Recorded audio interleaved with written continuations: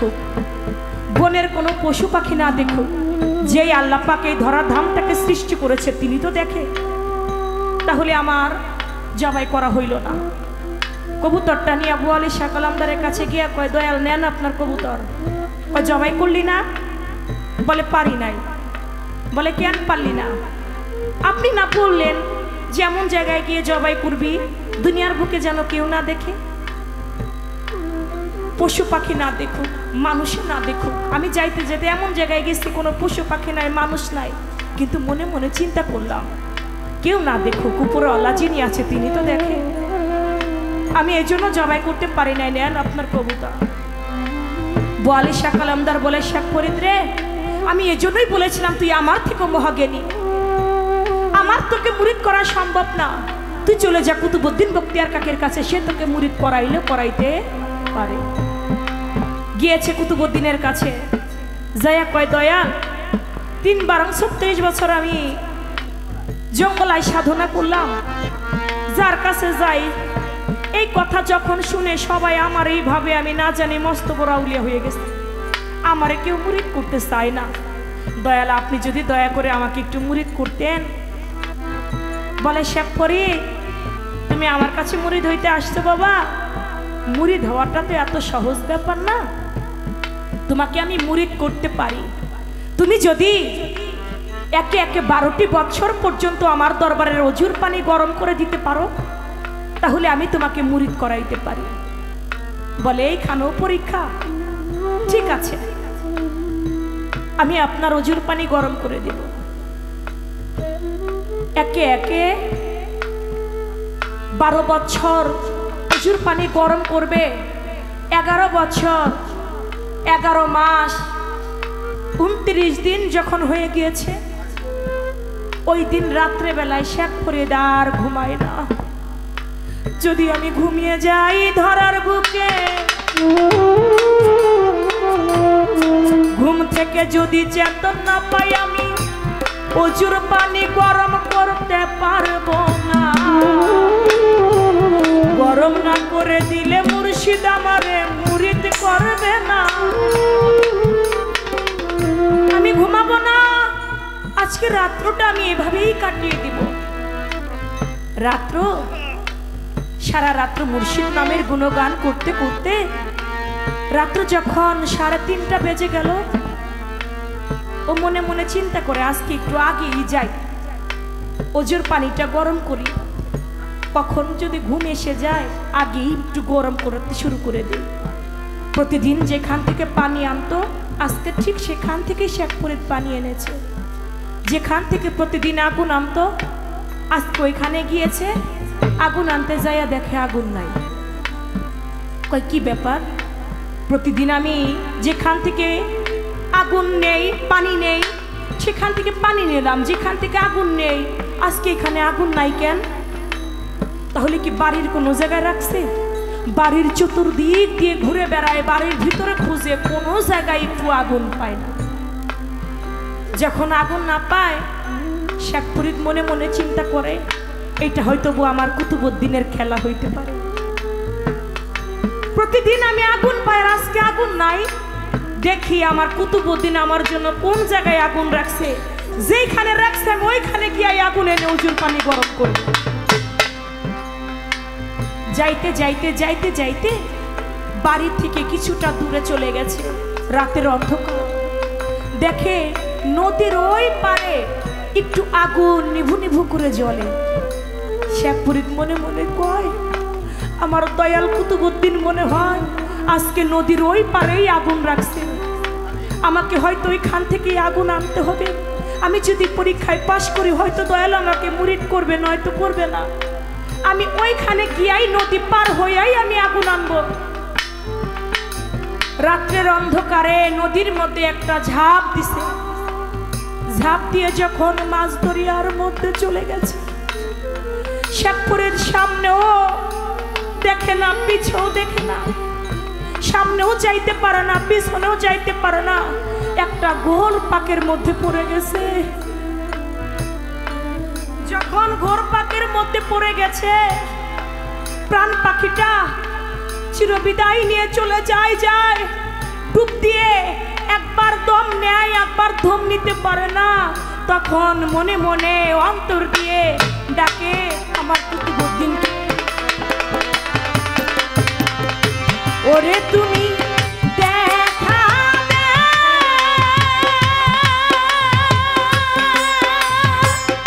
এটা কথা কও না বাজানো ভাগিনী,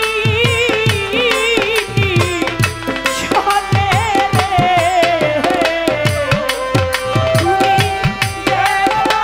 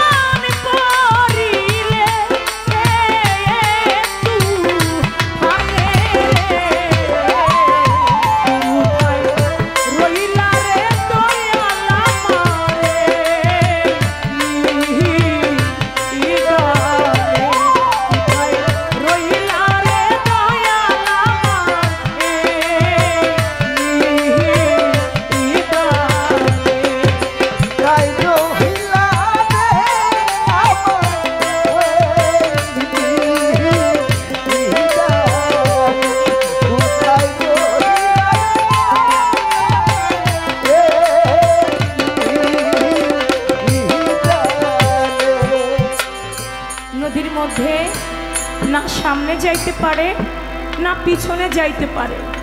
নদীর মধ্যে একটা ঘোল পাকে পড়ে ডুবে ডুবে যায়। এমন সময় দয়ালকে স্মরণ করে ডাকে, কোথায় রইলা রে দয়াল আমার এই নিদানে।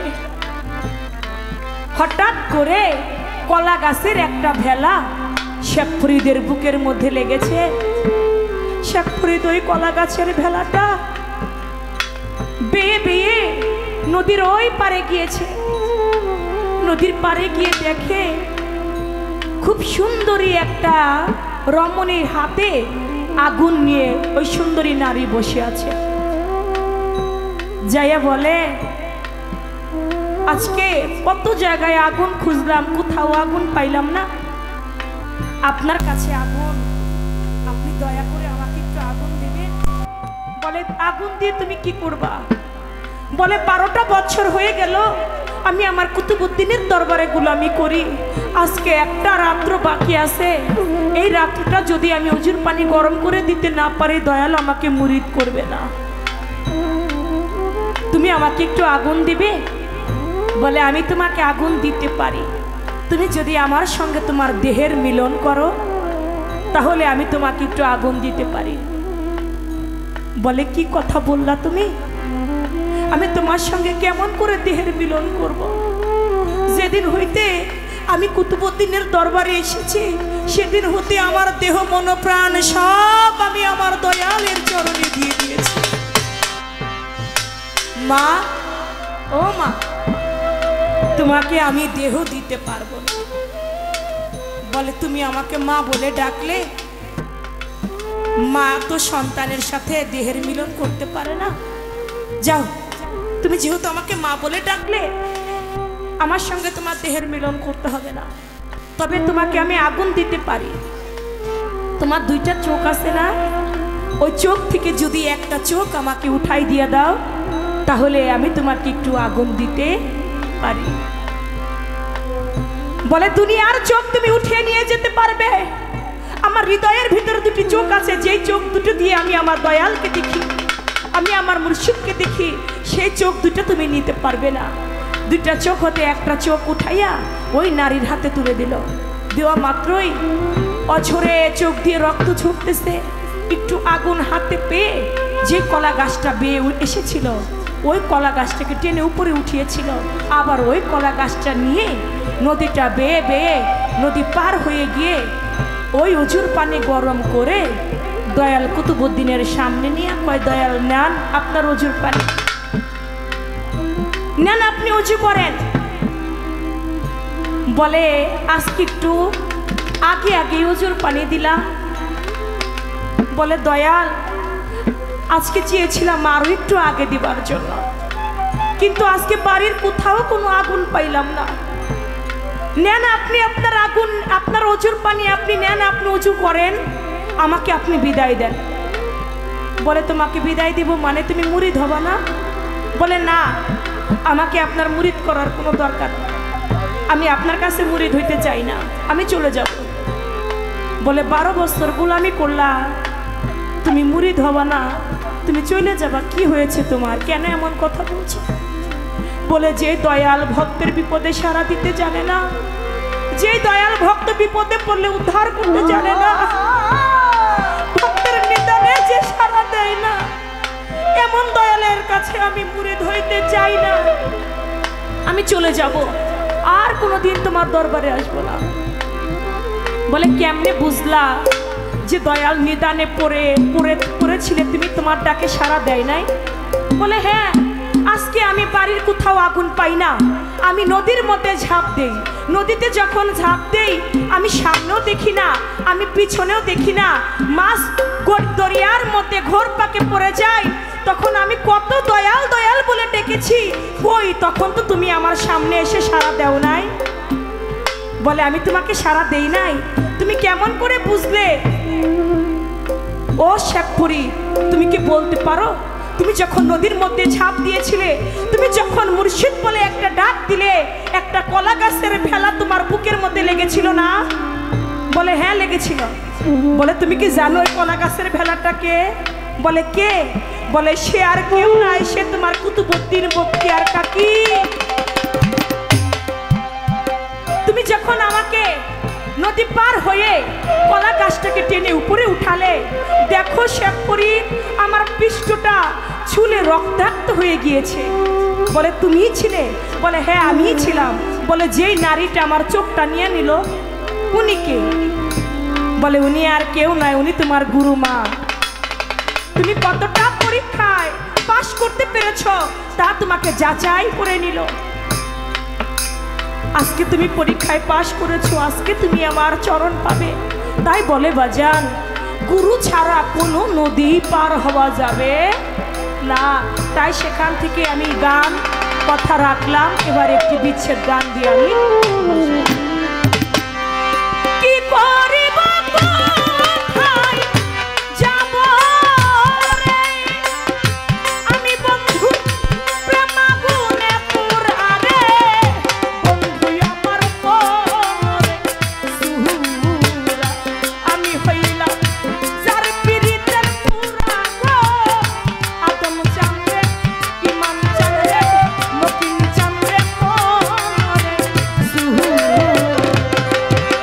আমি কি